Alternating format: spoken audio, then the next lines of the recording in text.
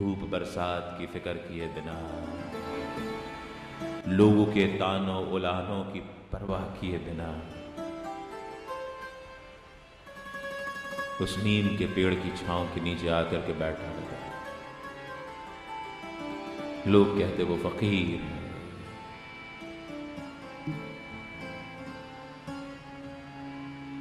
एक फकीर आया शिरडी गांव में, आ बैठा वो नीम की ठंडी छांव में।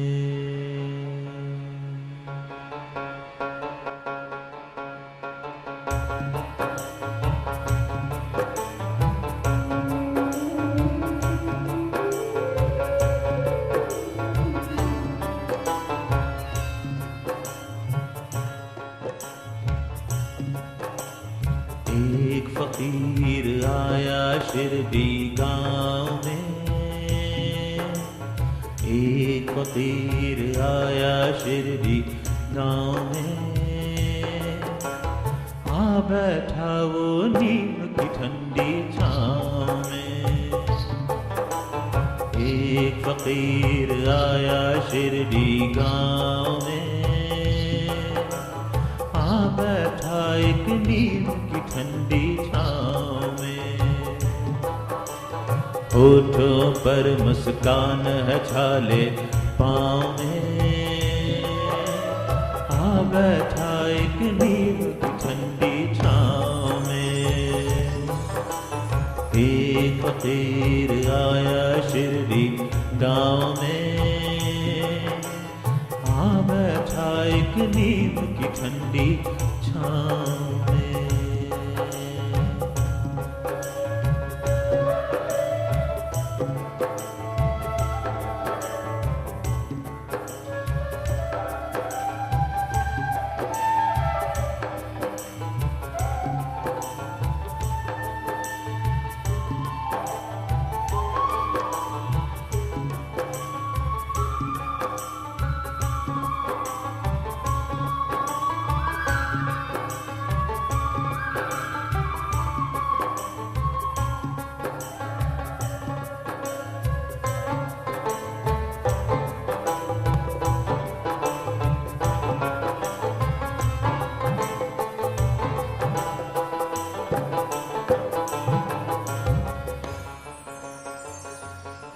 कभी अल्लाह अल्लाह बोले, कभी राम नाम गुण गाए, कभी अल्लाह अल्लाह बोले। अल्लाहु अकबर अल्लाह,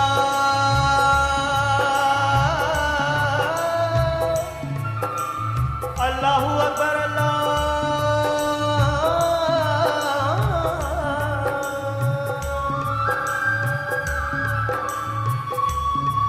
कभी अल्लाह अल्लाह बोले, कभी राम नाम गुण गाए। कोई कहे संत लगता है, कोई पीर फकीर बताए।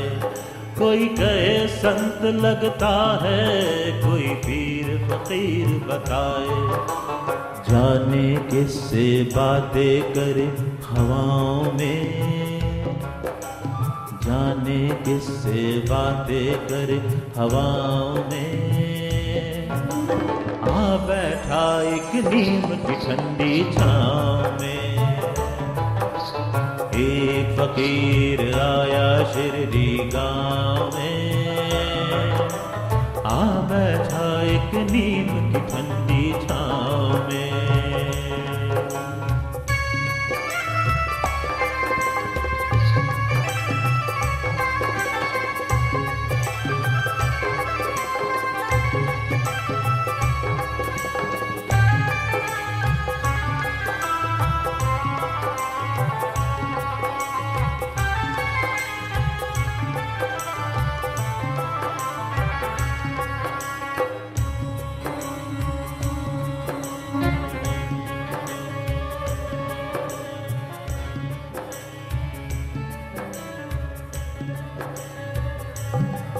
है कौन कोई न जाने, कोई उसको ना पहचाने। है कौन कोई न जाने, कोई उसको ना पहचाने। चोला फकीर का पहना, देखो जग के राजा ने। चोला फकीर का पहना, देखो जग के राजा ने। मांगे सबकी खैर वो दुआओं में, मांगे सबकी खैर वो दुआओं में। आ बैठा एक नीम की ठंडी छाँव में। एक फकीर आया शिरडी गाँव में। आ बैठा एक नीम की ठंडी छाँव में।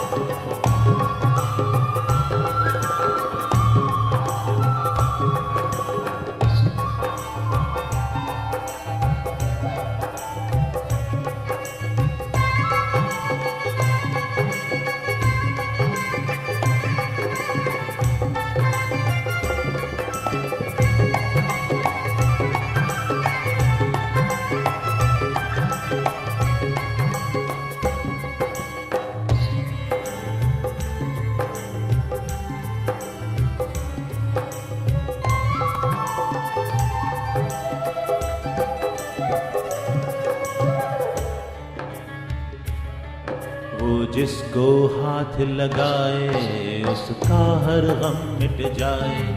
वो जिसको हाथ लगाए उसका हर गम मिट जाए। वो दे दे जिसे विभूति उसे हर खुशी मिल जाए। वो दे दे जिसे विभूति उसे हर खुशी मिल जाए। वो जिसको हाथ लगाए उसका हर गम मिट जाए। और बाबा क्या करते हैं? कांटे चुनकर फूल बिछाए राह में। कांटे चुनकर फूल बिछाए राह में। आ बैठा एक नीम की ठंडी छाँव में। एक फकीर आया शिरडी गाँव में। आ बैठा एक नीम की ठंडी छाँव में। होठों पर मुस्कान है छाले पाँव में। आ बैठा एक नीम की ठंडी छाँव में। अरे आ बैठा एक नीम की ठंडी छाँव में। वो आ बैठा एक नीम की ठंडी छाँव में। आ बैठा एक नीम की ठंडी छाँव में। आ बैठा एक नीम की ठंडी छाँव में। आ बैठा एक नीम की ठंडी छाँव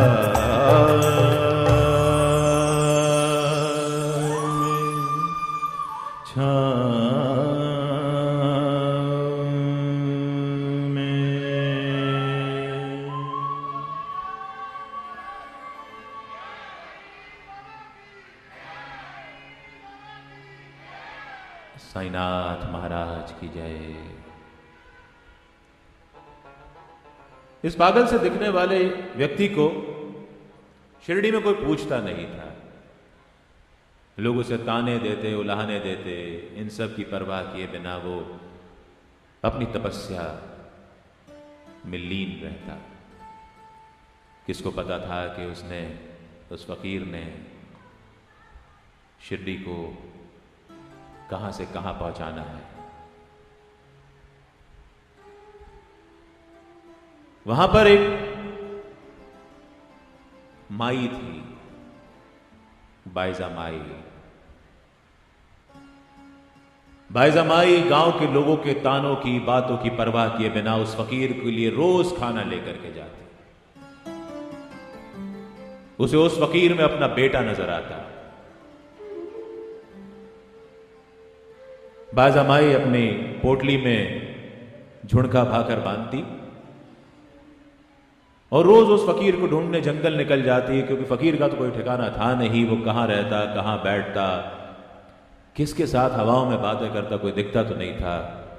वो क्या क्या बातें बोल जाता था, किसी की समझ में आती नहीं थी। लेकिन बायजा माई जो है वो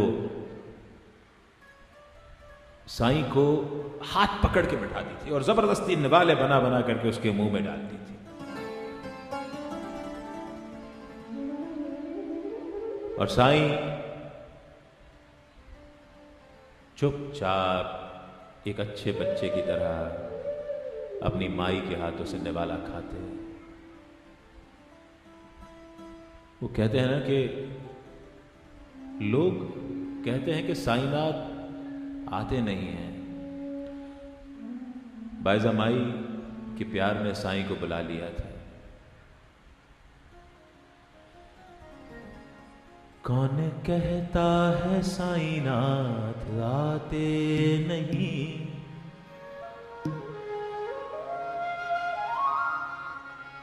कौन कहता है साईनाथ आते नहीं। बायजा माई की तरह तुम बुलाते नहीं, बायजा माई की तरह तुम बुलाते नहीं। कौन कहता है साईनाथ आते नहीं, कौन कहता है साईनाथ आते नहीं, कौन कहता है साईनाथ आते नहीं, कौन कहता है साईनाथ आते नहीं। बायजा माई की तरह तुम बुलाते नहीं, बायजा माई की तरह तुम बुलाते नहीं। अच्युतम केशवम साई दामोदरम, केशवम साई दामोदरम, अच्युतम केशवम साई दामोदरम। जानकी नायकम साई नारायणम, जानकी नायकम साई नारायणम, जानकी नायकम साई नारायणम, जानकी नायकम साई नारायणम। और बाबा जो है वो एक दिन अचानक शिरडी से गायब हो गए। बायजा माई को भी नहीं बताया। वो पागल बायजा माई अब भी जंगल जंगल अपने बेटे को ढूंढती फिरती रहती। शायद उसका बेटा उसे दोबारा मिल जाए। समय बीतता गया। कोई कहता है 3 साल, कोई कहता है 4 साल। वो फकीर इस दरमियान लौट करके शिरडी वापस नहीं आया।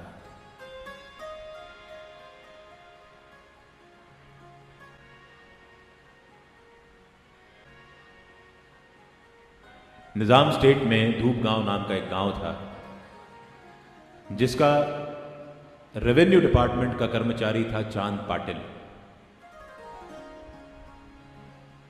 चांद पाटिल क्योंकि उस जमाने में आवागमन के और कोई साधन नहीं होते थे, तो घोड़ी से आता जाता था।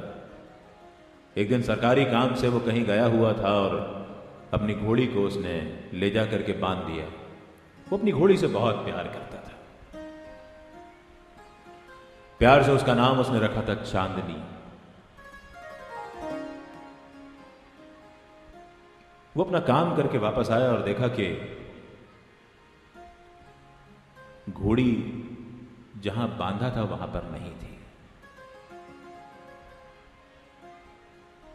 और आमतौर पर जब हम घोड़े या घोड़ी को कहीं बांधते हैं, उसको रेस्ट देते हैं, तो उसकी पीठ पर जो जीन होती है, जो सैडल जिसको अंग्रेजी में कहते हैं, वो निकाल करके रख देते हैं।